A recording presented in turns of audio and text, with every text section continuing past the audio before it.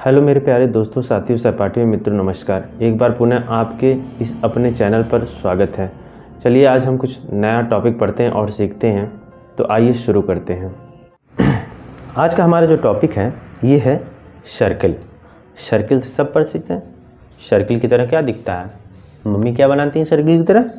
रोटी बनाती हैं, बिल्कुल सर्किल के आकार का होता है। जो चूड़ी मम्मी पहनती हैं वो भी सर्किल का आकार का होता है। तो सर्किल तो आप सब जानते हो, उसके आकार से भी परिचित हो। तो सर्किल को हिंदी में वृत्त कहते हैं। क्योंकि हमारा पूरा सिलेबस हिंदी का है, इसलिए हमें हिंदी पर कुछ ज़्यादा ही फोकस करना है। साथ साथ में हम इंग्लिश टर्म को भी जानेंगे, क्योंकि कभी कभी क्या होता है कि इंग्लिश के भी टर्म यूज़ कर लिए जाते हैं हिंदी के थ्रू, तो उसको भी हमें जानना ज़रूरी है। और हिंदी तो हमारा सिलेबस ही पूरा हिंदी में, इसलिए हिंदी तो हमें जानना ही। तो पहले हम वृत्त की डिफिनीशन को जान लेते हैं। इसके बाद वृत्त के जो छोटे छोटे पॉइंट्स होते हैं, चाहे त्रिज्या क्या होती है, व्यास क्या होती है, जीवा क्या होती है, परिधि क्या होती है, ये सब हम देख लेंगे। इसके बाद हम क्वेश्चन देख लेंगे। जैसे पीछे हमने वर्ग आयत तो त्रिभुज का देखा था, वैसे क्वेश्चन देख लेंगे। फिर एक दो क्वेश्चन हम आपको होमवर्क में दे देंगे, आप उसको करके कमेंट्स में बताएंगे और एक प्यारा सा लाइक करेंगे। तो आइए डिफिनीशन हम देखते हैं। किसी एक निश्चित बिंदु से समान दूरी पर स्थित बिंदुओं का बिंदुपथ वृत्त कहलाता है। बहुत मित्रों को हमारे तो ये डिफिनीशन ही नहीं समझ में आया होगा, भैया कहना क्या चाहते हो आखिर तुम इस डिफिनीशन से। तो चलिए हम आपको बता देते हैं हम क्या कहना चाह रहे हैं। हम ये कहना चाह रहे हैं कि मान लीजिए हमने एक पे यहाँ पे क्या किया, कोई एक निश्चित बिंदु, फिक्स बिंदु हमने यहाँ पे ले लिया, ठीक है। ये बिंदु हमारा फिक्स हो गया, क्लियर। अब इस बिंदु से क्या करना है, समान दूरी पर अगर सपोज करिए हम यहाँ पे एक धागा बांधते और ये धागा यहाँ पे हम ऐसे फिक्स कर देते और अपने पेन को उस धागा से ऐसे टाइट करके खींचते, तो आपका एक सर्किल बन जाता कि नहीं? बन जाता, बिल्कुल बन जाता। आप कभी कभी अपने गांव में देखे होंगे, क्रिकेट का जो ग्राउंड बनाया जाता है उसको ऐसे ही किया जाता है कि बीच में सेंटर में एक आदमी पकड़ लेता है, इसके बाद एक आदमी जो होता है ऐसे धागे को गिराता, ऐसे घुमाता जाता है और उसके पीछे एक चूना गिराता जाता है और ग्राउंड हमारा बन जाता है आसानी से। तो वैसे वो कह रहा है कि एक निश्चित बिंदु, हमने एक निश्चित बिंदु मान लिया, उससे कोई समान दूरी हमने मान ली, इतनी बड़ी हमारी रस्सी है, समान दूरी यही है। अब समान दूरी पर स्थित बिंदुओं का पथ, बिंदुओं का बिंदुपथ, बिंदुओं का बिंदुपथ मतलब क्या होता है? ऐसे ढेर सारे बिंदु होंगे एकदम आसपास, ऐसे ढेर सारे बिंदु, ढेर सारे बिंदु, ढेर सारे बिंदु, ढेर सारे बिंदु, ऐसे करते जाएंगे और हमारा सर्किल बन जाएगा। अब आपको डेफिनेशन क्लियर हो गया होगा, मैं ये समझ सकता हूँ, आप भी समझ गए होंगे। तो बिंदुओं का बिंदुपथ वृत्त कहलाता है। यानी हमने देखिए क्या, बिंदुओं का बिंदुपथ, ढेर सारे बिंदु थे उनका बिंदुपथ वृत्त कहलाता है। अब क्लियर होगा। यह निश्चित बिंदुपथ वृत्त का सेंटर कहलाता है। अब ये जो आप निश्चित बिंदु मान रहे हैं, जो पॉइंट है, वही क्या है? उस सर्किल का, उस वृत्त का सेंटर है। इसको हम सी कहते हैं, कभी कभी सी से दिखाते हैं और इसको हम सेंटर कहते हैं, वृत्त का केंद्र कहते हैं। ठीक है, ये क्लियर हुआ आपका, वृत्त का केंद्र। अब केंद्र और वृत्त की परिधि, परिधि क्या माने? परिधि, परिमाप, परिमिति सब एक ही चीज़ है। अब वृत्त में परिधि होती है, आयत और त्रिभुज में, वर्ग में नहीं होती, इसलिए हमने आपको वहाँ बताया नहीं। वृत्त में परिधि होती है, इसलिए यहाँ पे जिक्र हो रहा है। तो परिधि मतलब बाहरी माप या परिमाप जो होता है वही परिधि है। तो वही कह रहा हो, केंद्र और वृत्त की परिधि के किसी भी बिंदु के बीच की दूरी वृत्त की त्रिज्या कहलाती है। अब ये केंद्र है, यही सेंटर है, और इसके परिधि, परिधि हमने कह रहे हैं बाहरी माप जो होती है, परिधि से इसके बीच की दूरी, अब कहीं से भी ये ले सकते हो आप, इसकी बीच की दूरी, चाहे ये दूरी हुई, यहाँ भी समान, यहाँ भी समान, यहाँ भी समान, इसीलिए तो इसलिए वृत्त बना ही था। तो ये जो होती है यही हमारी त्रिज्या आर है, रेडियस बोलते हैं इंग्लिश में, हिंदी में त्रिज्या कहते हैं। तो वही वो डिफिनीशन बता रहा है कि केंद्र और वृत्त की परिधि के किसी भी बिंदु के बीच की दूरी वृत्त की त्रिज्या कहलाती है। ये आपको क्लियर हो गया होगा। आगे हम बढ़ते हैं, ये पॉइंट क्लियर। दूसरा पॉइंट, वृत्त पर स्थित किन्हीं दो बिंदुओं को मिलाने वाले रेखाखंड को वृत्त की जीवा कहते हैं। यह भी अभी किसी लोग मित्र को हमारे नहीं समझ में आया होगा, लेकिन हम समझाते हैं, आपको समझाना हमारा फर्ज है, समझ में आएगा भी आपको। आप देख लीजिए जीवा क्या हुई। हमने एक सर्किल बनाया, सर्किल हो सकता है हाथ से बना रहे, थोड़ा सा सही से ना बने, लेकिन फिर भी कोशिश करते हैं। ये सर्किल बना आपका और ये आपका हो गया सेंटर। इतना तो आपको समझ में आ रहा है, ये तो हम पीछे भी अभी आपको बताए हैं। तो ये हो गया हमारा सर्किल और ये हो गया हमारा सेंटर। अब वो कह रहा है कि वृत्त पर स्थित किन्हीं दो बिंदुओं के बीच, चलिए हमने मान लिया एक बिंदु हमारा यहाँ और एक बिंदु हमारा यहाँ, वृत्त पर स्थित किन्हीं दो बिंदुओं को मिलाने वाले रेखाखंड को जीवा कहते हैं। हमने ऐसे इस बिंदु से इस बिंदु को मिला दिया, यही हमारा जीवा बन गया। अब बहुत लोग दिमाग लगाएंगे, भाई होशियार की कमी नहीं है हमारे पास, तो कुछ होशियार हमारे होशियार चंद जो होते हैं होशियारी दिखाएंगे। वो कहेंगे सर जी अगर हम एक बिंदु यहाँ ले लें और एक बिंदु यहाँ ले लें, ही सेंटरवास लेके जाएं गुरुजी तब का होगा? तो हम कहेंगे बिल्कुल ये भी जीवा भाई साहब। अब कैसे है भाई साहब, ये भी आप देख लें। अब ये जीवा ही आगे चल के व्यास बन जाती है। अब कुछ लोग कहेंगे व्यास क्या होता है? तो देखिए जो सर्किल हमारा है, जो वृत्त हमारा है, उसकी जो सबसे बड़ी जीवा है वही व्यास है, यानी जो सेंटर से होके जा रही है वही हमारी सबसे बड़ी होगी, क्योंकि यहाँ भी दूरी r है, यहीं भी दूरी r है, और यही हमारा 2r है, यानी r प्लस 2r, यही हमारा व्यास है, जिसको कहते हैं डायामीटर इंग्लिश में। स्मॉल डी या कैपिटल डी से दिखाते भी हैं इसको, ठीक है। तो आप समझ गए जीवा क्या होता है। परिधि पर कहीं भी दो बिंदु आप लीजिए, दोनों बिंदुओं से मिलाइए, एक रेखाखंड आपका बन गया, और ये जो बन के तैयार हुआ वही जीवा है। इंग्लिश में इसको आप देखिए क्या कहते हैं, कॉर्ड कहते हैं, जीवा। ठीक, अब आपको क्लियर हो गया है। आगे हम बढ़ते हैं व्यास की तरफ। जीवा आपका क्लियर हो गया, त्रिज्या आपको क्लियर हो गया, वृत्त का केंद्र क्लियर हो गया, और वृत्त क्या होता है ये भी क्लियर हो गया। आगे हम क्लियर करते हैं व्यास को। व्यास को क्लियर करने के पहले हम व्यास की डिफिनीशन को पढ़ लेते हैं। अब व्यास की डिफिनीशन कैसे पढ़ेंगे? पढ़ते हैं, लिखा हुआ सामने, पढ़ेंगे कैसे नहीं, पढ़ लेते हैं। जो जीवा वृत्त के केंद्र से होकर जाती है उसे व्यास कहते हैं।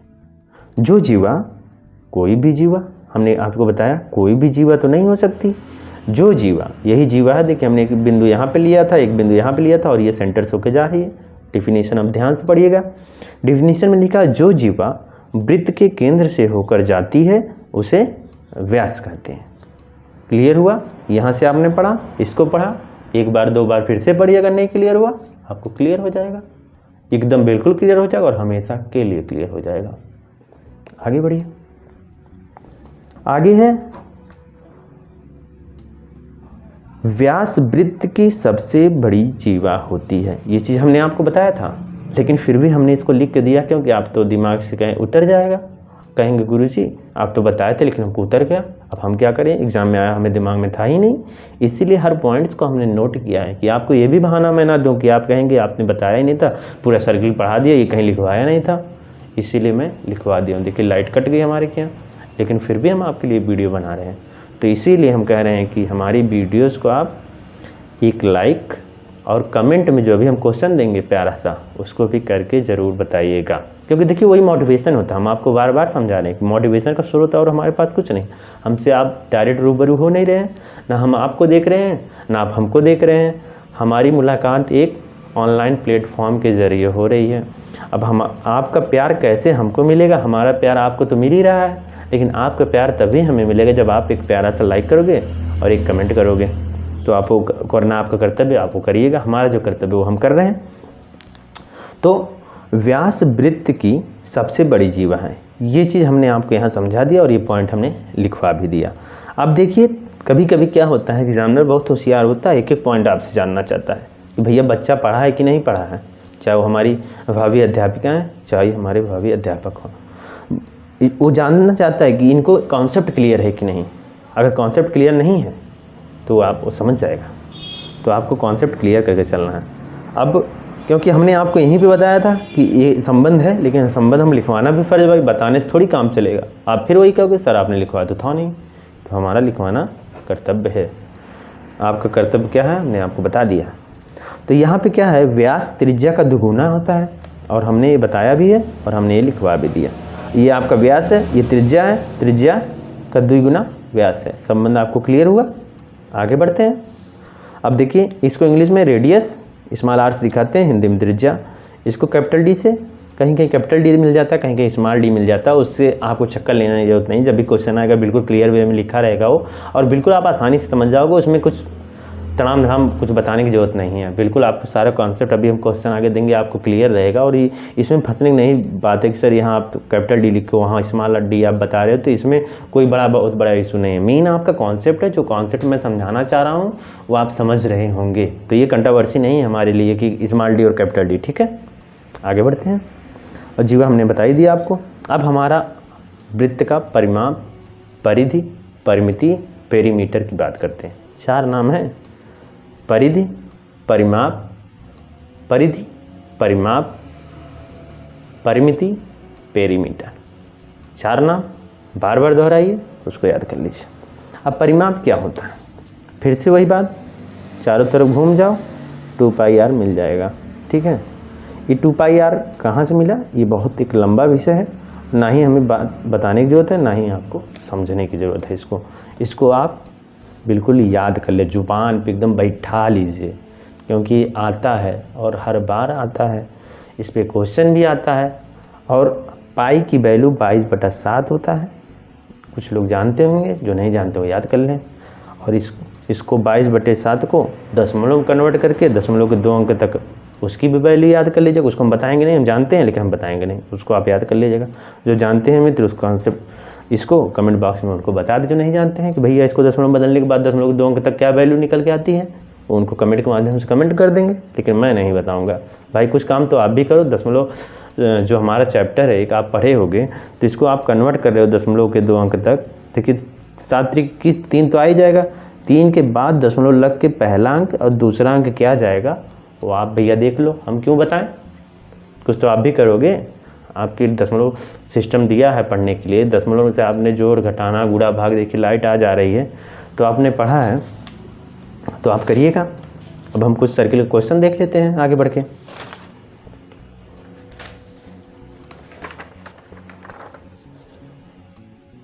फिर लाइट आ गई, अच्छी बात है, लेकिन पंखा तो चलेगा नहीं, क्योंकि वीडियो बनानी, पंखा चला दूंगा तो और आवाज़ आएगी। वैसे भी मेरा रूम जो है सड़क पे है। सड़क पे इन द सेंस मैं सड़क पे नहीं बैठा हूँ, सड़क मेरे बिल्कुल रूम के करीब है, इसलिए आवाज़ भी जाती होगी। आपको लगता होगा ट्रक जा रहा है, बस जा रहा है। हॉर्न बजाने की तो इंडिया में छूट है, तो पूरा बिल्कुल हॉर्न बजाते हैं। कुछ महान भाव तो ऐसे हैं, गाना बजा के चलते हैं रात में। हनुमान चालीसा चल रहा है, कोई भोजपुरी सॉन्ग चल रहा है, तो मोटिवेशन का काम हमारे लिए कर देता है कभी कभी कुछ गाने। आप समझ सकते हैं, गानों में बहुत दम होता है। तो कभी कभी मोटिवेशन, कभी कभी तो ऐसे गाने आ जाते हैं दिल टूटने वाले, तो दिल भी टूट जाता है। भाई क्या गाना बजा के जा रहा है ट्रक वाला। तो पूरा मनोरंजन होता है इस सड़क वाले रूम का। कभी आप लिए होंगे तो समझ रहे होंगे कि मैं क्या बताना चाह रहा हूँ। तो आइए कुल मिला जुला के हम क्वेश्चन को देखते हैं। पहला क्वेश्चन देख लेते हैं। क्वेश्चन के माध्यम से जो थ्योरी पढ़ते हैं वो ज़्यादा क्लियर हो जाता है। आखिर जो भी हमने पढ़ा, अब हमें उसको अप्लाई करने की बात आती है। हम सारा थ्योरी पढ़ लिए, सब कुछ पढ़ लिए, लेकिन अगर अप्लाई करने नहीं आ रहा तो क्या मतलब। तो सबसे पहले हमने जो पढ़ा अब उसको अप्लाई करना सीखते हैं। मैथ में तो यही बड़ी बात है। और सबसे बड़ी बात, मैथ में फैक्चुअल चीज़ें होती हैं, फैक्ट्स बिल्कुल होते हैं। कोई अगर हम 2πr लगाए, परिमाप की वैल्यू जो भी हमें दिया था, जो वैल्यू हमारा यहाँ पे इंडिया में आएगा, कोई इंग्लैंड में, अमेरिका में बैठ के वही क्वेश्चन पे लगाएगा तो वही आंसर आएगा। ये होते हैं फैक्ट्स। लेकिन अगर हम वहीं संज्ञा का डिफिनीशन पूछ लें, तो अगर एक बंदा बैठ के लिख रहा है इंडिया में और दूसरा लिख रहा है अमेरिका में, तो दोनों के लैंग्वेज में अंतर रहेगी, दोनों के सोचने के तरीके में अंतर रहेगी, कुछ भी अंतर हो सकता है। लेकिन अगर वही मैथ की बात करें, साइंस की बात करें, जो फैक्ट हैं बिल्कुल, जिसमें बदलाव नहीं होता है, तो वो जब होगा तो चाहे यहाँ लंदन करे, चाहे अमेरिका करे, चाहे भारत करे, तीनों का आंसर सेम आएगा। तो ये होते हैं फैक्ट बेस्ड क्वेश्चन। तो आइए हम क्वेश्चन को करते हैं। फिलहाल ये कहानी बहुत ही, आप थोड़ा सा बीच बीच में मनोरंजन भी होना चाहिए। तो यदि किसी वृत्त की त्रिज्या 14 सेंटीमीटर की है, क्वेश्चन में कह रहा है यदि किसी वृत्त की त्रिज्या 14 सेंटीमीटर है तो उसकी परिधि ज्ञात करें। बिल्कुल आसान क्वेश्चन है, बिल्कुल प्यारा सा क्वेश्चन है। आप समझ गए होंगे आधे से ज़्यादा लोग। करना क्या है, फिर भी हमारा फ़र्ज़ है, हमारा कर्तव्य है करवाना, हम करवाएंगे। पहला क्वेश्चन तो हम करवाएंगे, दूसरा तीसरा आपसे कमेंट में, हमने बार बार बताया, लाइक और कमेंट करना है तो करना है। ये आपका कर्तव्य है, ये वाला मेरा कर्तव्य है, मैं कर रहा हूँ। वृत्त की परिधि, फार्मूला आपने पढ़ लिया, 2πr। 2 की जगह हमने रखा है 2, उतार दिया, मल्टीप्लाई का साइन लगाया, पाई की वैल्यू हमने 22/7 बताया था, 22/7 लगा दिया और यहाँ मल्टीप्लाई चिन्ह, आर की वैल्यू हमारी 14 दी, हमने 14 लिख लिया। अब हम काटना चालू करेंगे क्रॉस, तो यहाँ से हमने 7 एकम 7, 7 दूना 14 कट गया। अब 2 गुणे 22 गुणे 2 यानी 2 दूना 4 और 22 चौक 88। कुछ लोगों को यहाँ नहीं समझ में आया होगा, कोई बात नहीं, समझाना हमारा कर्तव्य, हम समझाते हैं आपको कैसे हुआ आखिर ये। तो ये है 2 गुणे 22/7 गुणे 14, सॉरी ये दिया था, ठीक है। और 2πr ये आपस में मल्टीप्लाइकेशन है तीनों में, तो इसीलिए हमने देखिए तीनों की वैल्यू लिख के मल्टीप्लाई का साइन लगा दिया तीनों के साथ। अब क्या होता है, ये देखिए तीनों ऊपर हैं और ये बटा 7, यानी इसको हम ऐसे लिख सकते हैं 2 गुणे 22 गुणे 14 बटा सबके बटा में 7। अब ऊपर वाले अंश से नीचे वाला हर, अभी देखिए हम थोड़ा सा भिन्न आपको नहीं पढ़ाएं, इसीलिए हम सोच रहे हैं आपको नहीं आ रहा होगा, मैं भी इसीलिए हम बता भी दे रहे हैं। जिस दिन हम भिन्न बताएंगे फिर हम ये नहीं बताएंगे भाई, पहले आप भिन्न का चैप्टर देख के आते फिर आप इसको लगा लेते आसानी से, लेकिन क्योंकि हमने भिन्न अभी पढ़ाया नहीं है इसलिए हम आपको ये समझा दे रहे हैं। जिनको नहीं आ रहा, जो हमारे भावी अध्यापक होंगे, अध्यापिका होंगे, कुछ लोगों का थोड़ा मैथ वीक रहता है क्योंकि मैथ से कुछ लोग डरते भी हैं, तो हमारा पढ़ाने का तरीका ऐसा होना चाहिए कि जो फर्स्ट आ रहा है उसको भी समझ में आए और जो लास्ट में बैठा है बंदा उसको भी या बंदी उसको भी समझ में आना चाहिए। क्योंकि हम अध्यापक बनने जा रहे हैं, जब भी हम अध्यापक बनेंगे तो हमारी क्लास में कैसे बच्चे होंगे, एक तो तेज़ बच्चा होगा जिसको आप एक ही बार बताएंगे आ जाएगा, एक बच्चा होगा जो पीछे बैठा होगा दब्बू टाइप का होगा, बिल्कुल न टीचर से बात करता होगा, बिल्कुल गुमसुम सा बैठा रहता होगा। अब उसको भी तो जानना जरूरी, भाई आप पढ़ा रहे हो उसको समझ ही नहीं आता, तो आपको पढ़ाने का मकसद क्या होगा? आपके पढ़ाने का मकसद तभी सफल माना जाएगा जब जो बच्चा या बच्ची दब्बू टाइप की है, जो नहीं बोलती है, बिल्कुल गुमसुम सी बैठी रहती है, लेकिन उसको भी समझ में आ गया, तब आपका पढ़ाना सफल है, तब एक आप अच्छे अध्यापक माने जाएंगे। तो वो एक क्वालिटी होती है अध्यापक की, अगर वो क्वालिटी आपके अंदर जिस दिन आ गई, आप कोई कठिन से कठिन सवाल रहेगा उसको यूँ चुटकी में कर देंगे, यूँ चुटकी मेरी बज नहीं रही है वरना मैं बजा के आपको आवाज़ दिखा देता। चलिए करते हैं। तो हमने क्या कहा, ये ऊपर वाले एक साथ की मल्टीप्लाई हैं, बट्टा में 7 है, तो 2 गुणे 22 गुणे 14 बट्टा 7 हो गया। कुछ लोग बट्टा कहते हैं, कुछ लोग बाई कहते हैं, यार कुछ भी समझ लो, आप समझने की बात है। अब बट्टा कहते हैं, बाई कहते हैं, ये आप समझ लो। अब क्या होगा कि नीचे वाले से ऊपर को काटना रहता है, तो 7 के पहाड़े में देखते हैं 7 भाई, हम सीधे पहाड़ा पढ़ते हैं 7 का, देखते हैं कट जाता है कि नहीं। तो हमने पढ़ा 7 एकम 7, 14 है कि नहीं भाई, 14 दिख रहा है, 7 दूना 14। अब फिर से जो भी बचा हमारा वो आपस में मल्टीप्लाई ही होंगे, यहाँ 2 बचा तो वही लिख दिया हमने। तो ये देखिए आपस में दोनों हम मल्टीप्लाई कर देंगे, पहले 2 दूना 4 और 4 गुणे 22 यानी 22 गुणा 4 हो जाएगा, यानी 22 कितना होता है 88, कोई हमने लिखा था।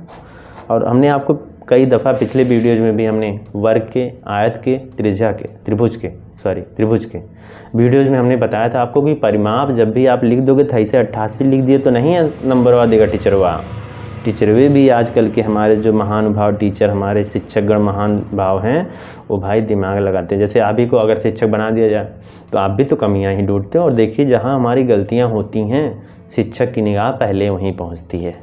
जो भी हमारे महान भाव अध्यापक हैं, जो भी हमारे शिक्षकगण हैं, या आगे आप ही शिक्षक बनोगे तो सबसे पहले हमारी गलतियों पे ही नज़र जाती है। तो इसलिए सबसे पहले हमें क्या करना है, इसके साथ परिमाप के साथ हमें यूनिट लिखना ही लिखना है, वरना आधा नंबर आपका क्या होगा, गायब हो जाएगा। फिर आप सोचेंगे गायब कैसे हुआ भाई आधा नंबर, क्योंकि देखिए अगर कोई कम नंबर पाया, हो सकता है आधे नंबर से कोई फेल हो जाए, हो सकता है देखिए किसी के 11.5 नंबर हो रहा है, वही आधा नंबर पा जाता तो उसका 12 हो जाता, पास हो जाता। और किसी का 24 नंबर है, आधा नंबर वही पा जाएगा तो 25 हो जाएगा। देखिए कितना बढ़िया कंडीशन है, एक बच्चा यहाँ फेल होने से बच जा रहा और एक बच्चा 25 पा जा रहा। ये होता है आधे नंबर का लॉजिक, ठीक है। तो आधे नंबर के बहुत महत्व है। अगर ये आधा नंबर आपको मिला, आधा नंबर गया, तो आधे नंबर से आप फेल भी हो जाएंगे और आधे नंबर से आप 25 भी पा जाएंगे। तो ये लॉजिक आप समझ गए, समझदार हैं आप लोग। आगे देखिए 2-3 क्वेश्चन हैं, इसको आप करिएगा। एक वृत्त की त्रिज्या दी हुई है, उसकी परिधि बताना है। और ये पार्श्वचित्र हमारे कॉलेज भी आप बता रहे हैं, पार्श्वचित्र एक दे दिया गया, एक बच्ची थी, उसको समझ नहीं आया पार्श्व चित्र मतलब क्या, उसने अर्ध परिमाप निकाल दिया। तो पार्श्व चित्र मतलब होता है कि बगल में जो एक चित्र दिया गया उसको देखो बचवा, सॉरी बचवा बोल दिया आप लोग, अब तो बड़े हो, तो इसको देखो। अब पार्श्व चित्र मतलब हो गया बगल वाला चित्र, उसमें उपस्थित एक वृत्त की परिधि बताना है। अब इसको हम समझाएंगे नहीं, समझा देंगे तब तो आसान हो जाएगा आपके लिए, तो हम समझाएंगे नहीं। देखिए तो वृत्त दिया है, ये 14 कुछ दिया है और परिधि आपको बताना है। आप इस कमेंट बॉक्स में इन दोनों क्वेश्चन का आंसर बताइएगा। आशा करता हूँ कि आपका सब कुछ क्लियर हो गया होगा जितना भी आप तक पढ़े। ठीक, तो फिर मिलते हैं अगली वीडियो में, तब तक के लिए गुड बाय, टाटा। साथियों कमेंट्स के माध्यम से ज़रूर बताएं कि वीडियो आपको कैसी लगे। अगर वीडियो आपको पसंद आई है तो वीडियो को लाइक करें, चैनल को सब्सक्राइब करें, अपने मित्रों के साथ भी शेयर करें। तो आज हम यहीं पर वीडियो को समाप्त करते हैं, आगे फिर मिलेंगे एक नए टॉपिक के साथ। तब तक के लिए नमस्कार, जय हिंद, जय भारत।